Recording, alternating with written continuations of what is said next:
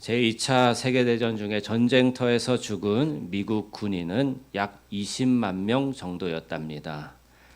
그런데 미국 본토에서 자식을 전쟁터에 보내고 근심이 깊어져서 스트레스를 받거나 심장마비로 죽은 사람의 숫자가 100만 명에 이르렀다고 합니다. 전장에서 총에 맞아 죽은 사람보다 근심하다 죽은 사람의 숫자가 얼마나 더 많았어요? 5배는 더 많았던 거예요. 미국 메이오 클리닉의 공동 설립자인 찰스 메이오 박사는 근심은 순환기관과 심장, 임파선 및 모든 신경계통에 영향을 주어서 건강을 크게 해쳐서 죽는 경우가 많다라고 말했습니다. 근심은 인간의 수명을 단축시키고 삶을 무너뜨리는 것입니다. 사람을 무기력하게 만들어서 앞을 향해 전진하지 못하게 만들어요. 잠언 17장 22절에 심령의 근심은 뼈를 마르게 한다라고 말씀하고 있습니다. 근심은 백해무익한 것이죠. 그럼에도 사람들이 근심할까요? 근심하지 아니할까요? 네, 근심하죠. 근심을 떨쳐버리기가 쉽지 않죠.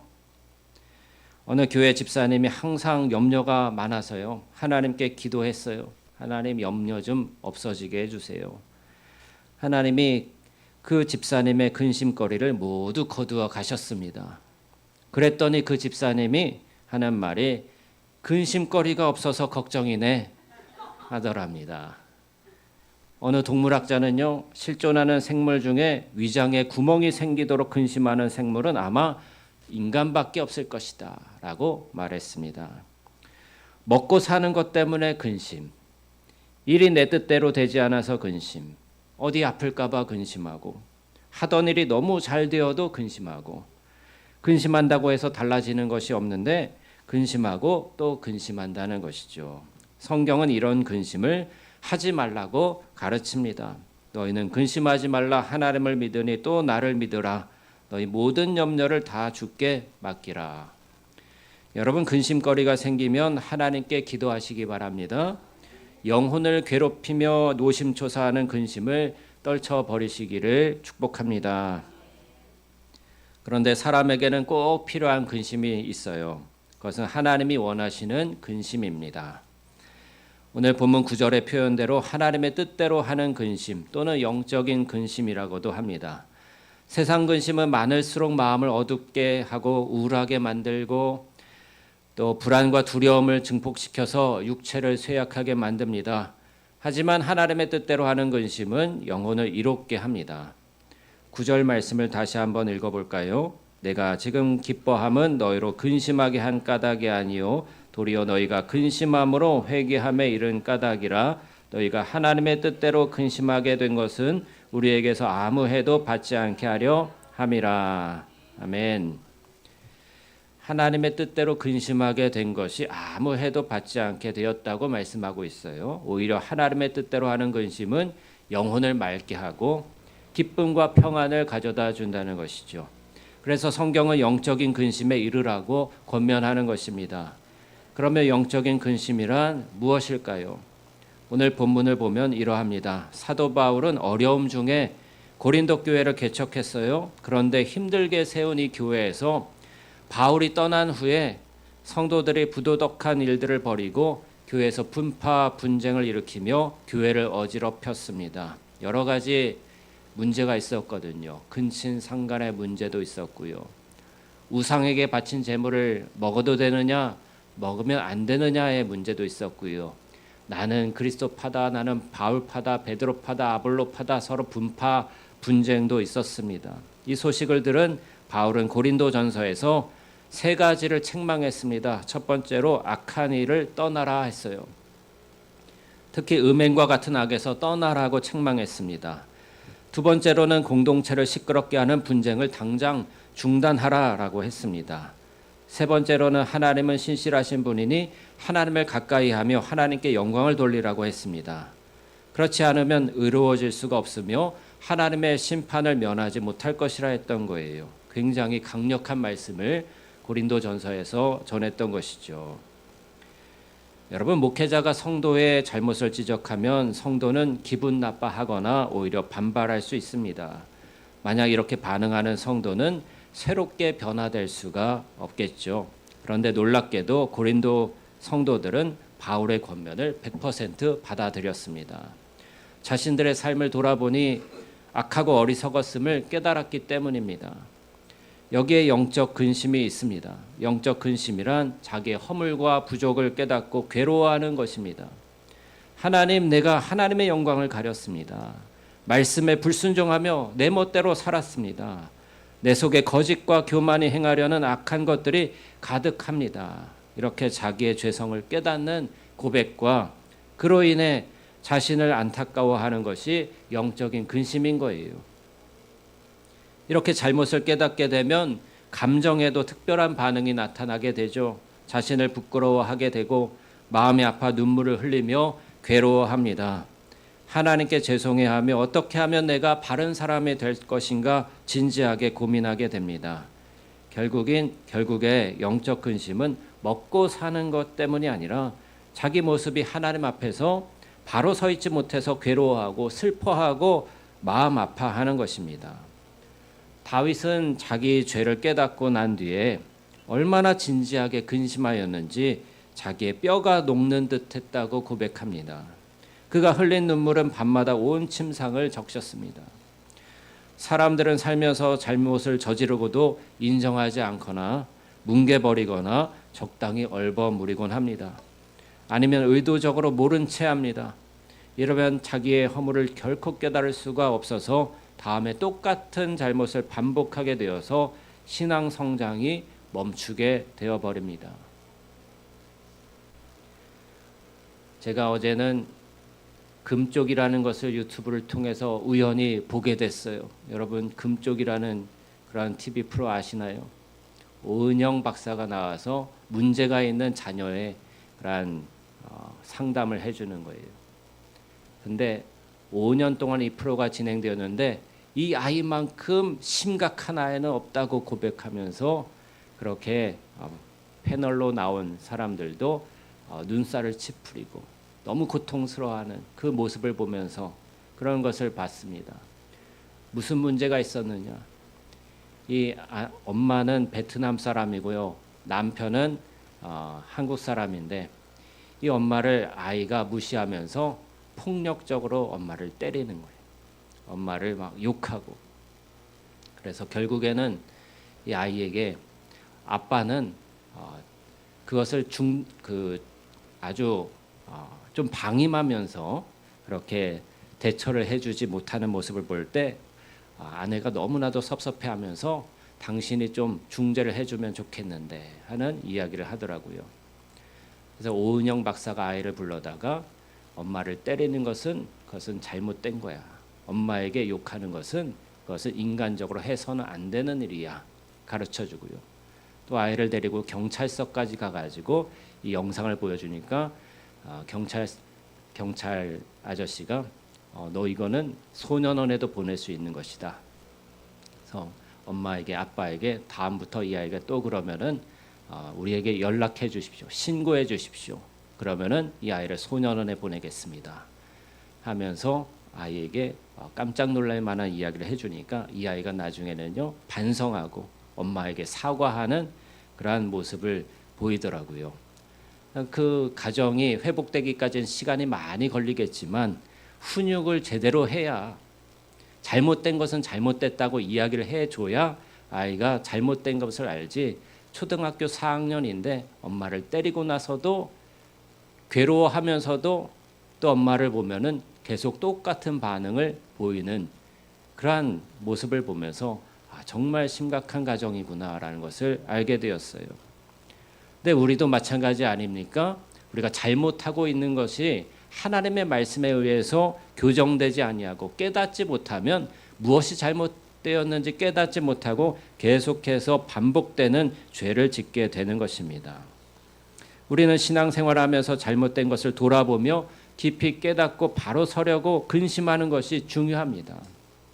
지금껏 살면서 지은 죄를 버리지 못한 것과 지금껏 변화되지 못한 것을 근심하는 것이 중요합니다. 지금보다 더 충성하지 못하거나 순종하지 못한 것, 지금보다 형제를 더 사랑하지 못한 것, 지금보다 더 순수하지 못한 것을 근심하는 것이 중요합니다. 지금보다 더 하나님을 가까이 하지 못한 것, 더 자주 기도하지 못하고 더 자주 성경 읽지 못한 것, 내 자아가 완전히 굴복되어 하나님의 작품으로 만들어지지 못하는 것을 근심하는 것이 중요합니다.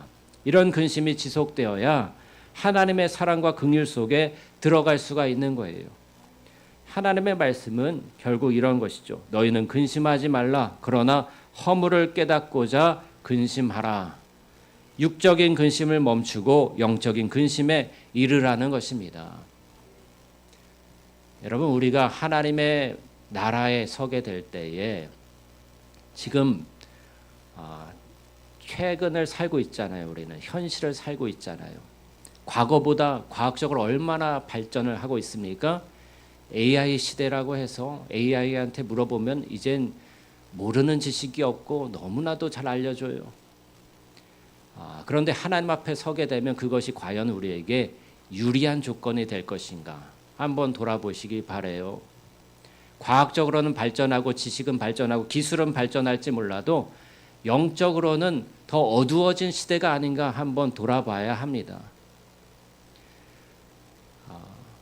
제가 신학교 갈 때요, 편입을 했어요. 미술을 하다가. 근데 두 군데에 합격을 했거든요. 이 학교 갈까 저 학교 갈까 고민을 하면서 기도를 하는데 하나님은 아무 응답이 없으세요. 이 학교 갈까 저 학교 갈까 고민을 많이 했습니다. 그런데 등록 날짜가 가까워오잖아요.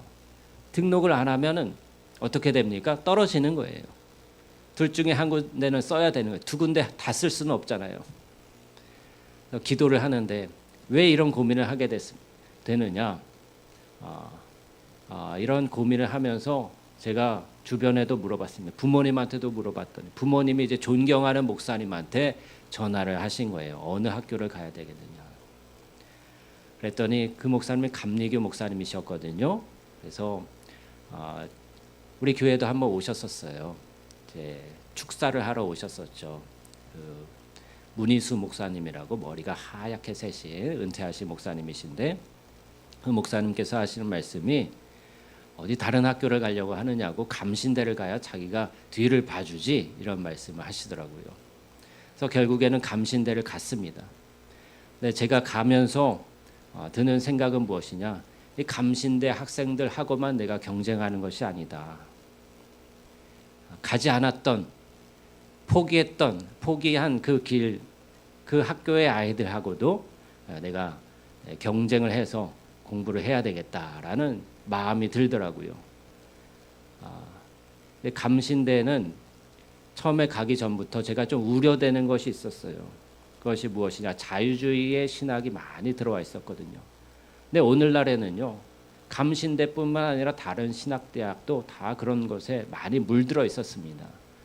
그렇기 때문에 그런 것을 좀 염려하면서 저는 학교 다니면서도 학교에서 가르쳐주는 교과서 외에 다른 책들도 병행해서 보면서 공부를 했어요. 좀 진보적인 그런 신학뿐만 아니라 보수적인 신학의 책들도 학교에서는 그런 책 보지 말라고 하는데도 저는 사가지고 같이 병행해서 보면서 여러 시각들을 이렇게 판단하고 기도하면서 그렇게 공부를 했던 기억이 납니다. 왜 이런 얘기를 말씀드리냐면은 여러분, 지금 우리가 사는 시대만을 보고서 여러분의 신앙의 경쟁을 하는 것이 아닙니다. 과거에 훌륭했던 시대, 과거에 아주 놀라운 그러한 영적인 부흥이 있었던 시대를 여러분 생각하시고 공부하셔야 돼요. 그 수준에 이르기 위해서 그 수준과 우리가 경쟁을 하면서 하나님께 더 순결하게 더 가까이 나가기 위해서 노력을 하셔야 한다는 것입니다. 왜 역사를 공부하고 왜 위인전을 읽고 왜 과거에 위대했던 시대를 공부를 합니까? 하나님께서 특별하게 큰 은혜를 부어주셔서 시대 전체가 정말로 놀라운 부흥의 역사를 이뤘던 시대가 있는 거예요. 근데 어느 시대에는 사사시대와 같이 어둠이 가득한 시대가 있었던 것입니다. 성경에서도 시대별로 이렇게 나누어 보면요, 하나님께 정말로 순전하게 나아갔던 그러한 광야 시대가 있었고요. 가나안 땅에 들어가서는 사사 시대가 이루어지면서 어둠이 가득한 시대가 되는 거예요. 이 사사 시대에 한 사람으로서 살아간다고 한번 생각해 보세요. 주변 사람들이 다 악을 행하고 주변 사람들이 다 어둠 속에 있으니까 그 중에서도 나는 그나마 착해, 그나마 나는 괜찮아 하면서 안심할 수 있겠습니까? 그렇지 않잖아요. 오히려 광야 시대를 연구하면서 광야 시대에 그 우리의 조상들이 얼마나 순전하게 하나님을 순종하며 따랐는가, 그 기준을 가지고서 오늘날 우리 시대를 바라보면서 우리 시대는 얼마나 악하고 어둠에 가득하고 하나님을 모르는가 탄식하며 기도해야 하지 않겠습니까? 오늘날 한국교회가요, 안심하고 있을 때가 아니에요. 기도하고 회개하며 정말 순전하게 하나님을 쫓아가야 되는데 그렇지 아니하고 건물이 화려하고 높고 또 부해지고, 그러니까 영적으로는 더 어두워지고 더 나태해지고 하나님을 간절히 찾지 않는 그러한 시대가 되어버리고 만 것 같습니다. 이럴 때 우리는 가슴을 치면서 탄식하며 기도해야 할 때입니다. 여러분, 이렇게 영적인 근심에 이르러야 하는 이유가 무엇일까요? 허물을 깨닫고 슬퍼하는 이유가 무엇일까요? 한마디로 회개에 이르기 위해서입니다. 사도 바울이 고린도 교회 성도들의 근심을 보면서 기뻤던 것은 그들의 근심이 회개에 이르렀기 때문이에요. 오늘 말씀 9절을 풀어서 설명하면 이렇습니다. 너희가 근심하더니 회개에 이르렀도다. 그래서 내가 기뻐하노라.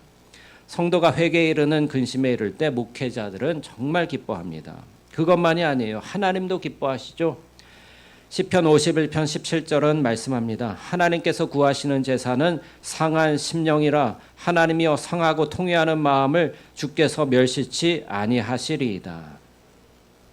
하나님이 찾으시는 것은 성도가 자신의 부족과 어리석음을 깨닫고 마음 아파하며 회개를 통해 새로워지는 것입니다. 그럴 때 하나님이 그를 멸시하지 않으시며 기뻐하시며 축복으로 반응하신다고 합니다. 여러분, 죄에 대해서 잠시 슬퍼하다가 옛 모습 그대로 돌아가면 소용이 없는 거예요. 가룟 유다가 주님을 배반하고 뒤늦게 후회하고 가슴 아파했습니다. 그런데 이내 자살하고 말았어요. 이것은 후회로 끝난 것이지 회개한 것이 아닙니다. 회개란 무엇입니까? 방향을 돌이키는 것입니다. 죄를 짓는 방향에서 선을 행하는 방향으로 돌이키는 것입니다. 하나님을 멀리하던 방향에서 하나님 발 앞으로 나아오는 것입니다. 불순종의 방향에서 순종의 방향으로, 오만함에서 겸손함으로 하나님의 영광을 가리던 방향에서 하나님의 영광을 드러내는 방향으로 돌이키는 것입니다. 자기 중심에서 하나님을 중심으로 두는 방향으로 바꾸는 것입니다. 고린도 교인들이 이렇게 회개에 이르게 되었을 때 바울은 11절에서 그들의 변화된 모습을 보고 칭찬합니다. 우리 11절 말씀 다시 한번 보시죠. 보라, 하나님의 뜻대로 하게 된 이 근심이 너희를 얼마나 간절하게 하며 얼마나 변증하게 하며 얼마나 분하게 하며 얼마나 두렵게 하며 얼마나 사모하게 하며 얼마나 열심 있게 하며 얼마나 벌하게 하였는가. 너희가 그 일에 대하여 일체 너희 자신의 깨끗함을 나타내었느니라. 아멘. 그들이 하나님의 일을 얼마나 사모하였는지, 그들이 하나님을 위한 헌신과 충성과 봉사에 얼마나 열심을 품었는지, 그들이 얼마나 깨끗해졌는지를 칭찬하고 있어요. 회개에 합당한 열매를 맺은 것입니다. 그들의 행함의 모든 것들이 하나님을 향한 열망으로부터 비롯된 행위였던 거예요. 너희를 얼마나 간절하게 하며 얼마나 변증하게 하며, 변증이 무엇이죠? 하나님의 말씀이 참되다는 것을 변호하는 거예요. 또 얼마나 분하게 하며, 무엇에 분할까요? 하나님의 영광을 가리는 일들에 대해서, 악한 일들에 대해서, 또 그 악이 내 안에도 있다는 것에 대해서 분해하는 것이죠. 얼마나 두렵게 하며 하나님의 심판에 대해서 두려워하는 것이죠. 얼마나 사모하게 하며 하나님의 은혜를 사모하는 것이죠. 얼마나 열심 있게 하며 하나님의 일에 대해서 열심을 품게 되는 것이죠. 오래전 삶이 문란하고 사명감도 없는 문제의 신학생이 있었습니다. 그런데 1학년 첫 학기 마지막 예배 시간에 세상 것을 끊어야 하나님이 쓰신다는 설교 말씀이 그의 가슴에 깊은 울림을 주었습니다. 그는 그동안 거룩하게 살지 못한 자신을 한탄하고 괴로워했습니다. 방학이 끝나고 가을 학기가 되어서 다시 학교에 온 그 신학생은 수염을 길렀고요. 얼굴에 살이 쏙 빠져서 돌아왔대요. 그런데 얼굴에선 빛이 나고 있었답니다. 알고 보니 방학 동안에 기도원에 거하면서 자신의 죄에 대해서 슬퍼하고 자기 속에 있는 악하고 더럽고 추한 것들이 다 빠져나가도록 기도에 매진했던 것입니다. 정말 그의 몸에서 모든 독한 것들이 싹 빠져나가고 깨끗하고 선한 모습으로 변화되었던 것입니다. 그의 영적 근심이 회개에 이르러 큰 변화를 이루었습니다. 그는 그 이후에 목사가 되어서 훌륭히 하나님의 사역을 감당했습니다. 회개에 이르는 그의 근심이 그를 세속적인 사람에서 영적인 사람으로, 추한 사람에서 거룩한 사람으로 바꾸어 놓았던 것입니다. 여러분, 우리가 잘 알듯이 지금껏 살아오며 못된 습관을 하루아침에 버리는 것은 어려운 일이에요. 그러나 하나님이 주시는 근심에 이르면 죄에 대해서 괴로워하고 방향을 바꾸는 회개를 이루게 될 줄 믿습니다. 진정한 근심은 회개에 합당한 열매를 맺습니다. 그 열매를 통해서 하나님이 주시는 기쁨과 믿음이 회복되고 영혼이 아름다워집니다.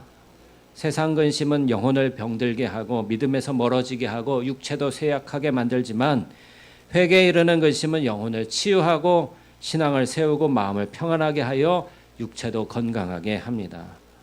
그것만이 아니죠. 오늘 말씀 10절에선 하나님의 뜻대로 하는 근심은 후회할 것이 없는 구원에 이르게 한다고 말씀하고 있어요. 시편 34편 18절에 여호와는 마음이 상한 자를 가까이 하시고 충심으로 통회하는 자를 구원하시는도다 라고 했습니다. 마음이 상할 만큼 깊은 근심에 이르며 회개하는 사람을 하나님은 종국에 가서 구원에 이르게 하신다는 뜻입니다. 이런 사람이 있습니다. 그는 물푼이거나 몸이 아파도 근심하지 않았어요. 예수님 때문에 집안에서 쫓겨나도 근심하지 않았습니다. 자기를 죽이려는 세력들에 붙잡혀도 근심하지 않았고 감옥에 갇혀도 근심하지 않았습니다. 그 대신에 찬송을 불러서 옥문이 열리는 하나님의 기적을 체험했고요. 배를 타고 가다가 폭풍으로 인해서 사람들이 두려움과 근심에 휩싸였을 때도 그는 근심하지 않았습니다. 오히려 풍랑 속에서 기도하며 구원해 주시겠다는 하나님의 응답을 받고 담대한 믿음으로 다른 사람들을 안심시켰습니다. 과거로 인한 근심도 떨쳐버렸고 미래에 대한 근심도 떨쳐버리고 현재의 근심거리도 하나님 앞에 엎드려 회개로 다 떨쳐버렸습니다. 문제가 있으면 기도하여 응답을 받았고 위기가 닥치면 오히려 하나님의 풍성한 사랑을 체험하는 기회로 만들었습니다.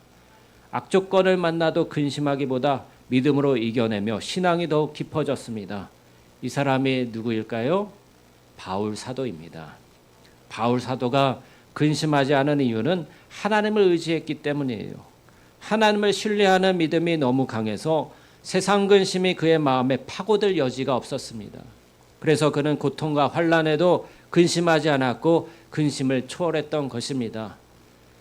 사람에게 있어서 가장 큰 근심이 무엇일까요? 죽음에 대한 공포 아니겠습니까? 죽음에 대한 공포. 그런데 예수 믿는 사람은 죽음에 대한 공포도 이미 다 극복하는 거예요. 무엇으로요? 예수 십자가로 말미암아. 십자가와 부활을 자랑하는 이유가 무엇입니까? 죽음에 대한 공포를 극복하기 때문입니다. 죽음을 초월한 기쁨, 죽음을 초월한 승리가 십자가와 부활에 있는 거예요. 그래서 나 자신을 십자가에 못 박고 주님을 따르는 자들은 세상 근심하지 않는 거예요. 오히려 한 가지만 근심하는 것이죠. 영적인 근심이죠. 바울 사도도 그렇게 한 것입니다. 바울 사도는 자랑할 것은 십자가와 부활밖에 없다고 했어요. 그가 쓴 13개의 서신을 분석해 보면 그의 마음이 잘 나타나 있는데요. 그는 예수님을 영접하고 나서 어떻게 하면 하나님의 뜻을 쫓을까를 근심했어요. 어떻게 하면 하나님을 기쁘시게 할까? 어떻게 하면 하나님을 더 열정적으로 섬기고 사랑할까? 어떻게 하면 더욱 온전히 순종할 수 있을까? 어떻게 하면 성령 충만할까? 어떻게 하면 거룩해질까를 근심했던 거예요. 이것이 거룩한 근심이요, 영적인 근심입니다.